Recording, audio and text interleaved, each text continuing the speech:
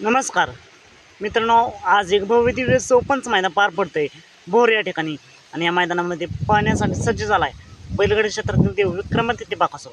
आणि मित्रांनो, सर्वांच्याच नजर या मैदानाकडे लागलेत.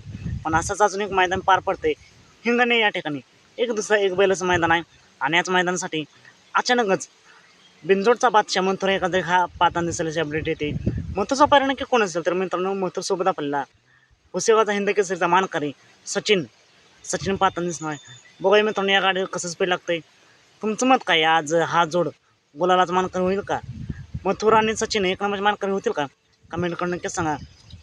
आज नक्कीच आपल्याला बकासूर पाहताना दिसेल, विठ्ठलांचा तेजा पाहताना दिसेल, कारण एक्सप्रेस चिक्या हा देखील पाहताना दिसेल. चिक्या आताच गटपास झाला आहे. गट क्रमांक 2 भोर या मैदानात वेगा शेवट सर्जा देखील पाहताना दिसणार आहे. बघूया, या सर्वांच्याच आपण अपडेट देऊयाच. पण मथुर आणि सचिन हा जोड कसा पळेल कमेंट करून नक्कीच सांगा.